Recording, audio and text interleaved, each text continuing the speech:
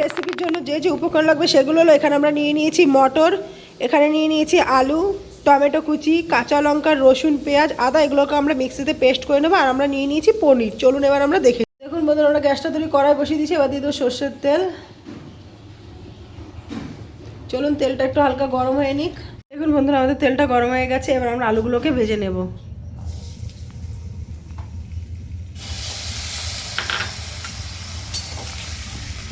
এবার আমরা দিয়ে দেবো সামান্য পরিমাণে লবণ, আর দিয়ে দেবো সামান্য পরিমাণে হলুদ গুঁড়ো।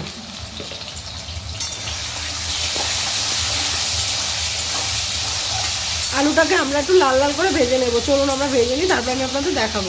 বন্ধুরা, আলুটা ভেজে নিয়েছি। এবার আমরা আলুটাকে তুলে নেব।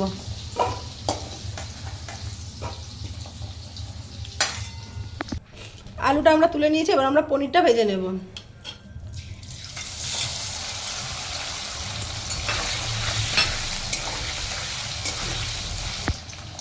দেখুন বন্ধুরা, পনিরটা আমরা ভেজে নিয়েছি। এবার একটা আলাদা পাত্রে তুলে নেব।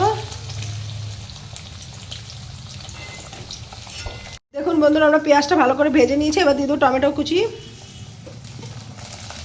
আর এখানে আমরা আদা, পেঁয়াজ, রসুন, টমেটোর পেস্ট করে নিয়েছিলাম, সেটা দিয়ে দেবো।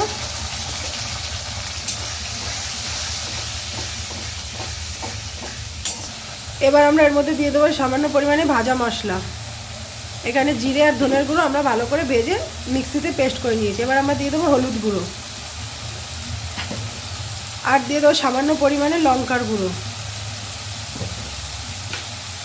এবার আমরা দিয়ে দেবো স্বাদ মতন লবণ। এবার মশলাটাকে আমরা একটু ভালো করে কষিয়ে নেব। চলুন আমরা কষিয়ে নিই। দেখুন বন্ধুরা, মশলাটা আমরা কষিয়ে নিয়েছি। এবার আমরা মটরটা দিয়ে দেব।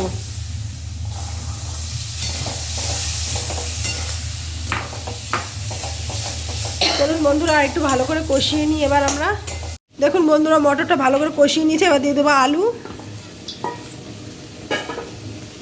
আর দিয়ে দেবো সামান্য পরিমাণে জল।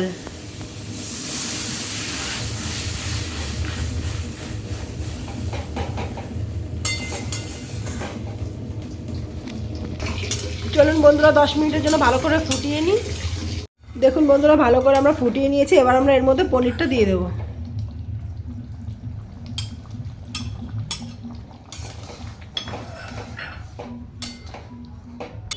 এবার আমরা এর মধ্যে দিয়ে দেবো সামান্য পরিমাণে গরম মশলা।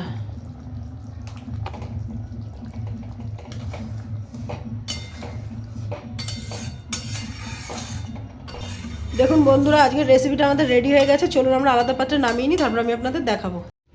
দেখুন বন্ধুরা, আজকের রেসিপিটা আমাদের রেডি হয়ে গেছে। যদি আপনাদের ভালো লেগে থাকে লাইক, কমেন্ট, শেয়ার করে দেবেন, এবং এরকম নতুন নতুন আরও ভিডিও পাওয়ার জন্য আমাদের চ্যানেলটিকে সাবস্ক্রাইব করে দেবেন। চলুন আজকের ভিডিওটি এখানে শেষ করা যাক।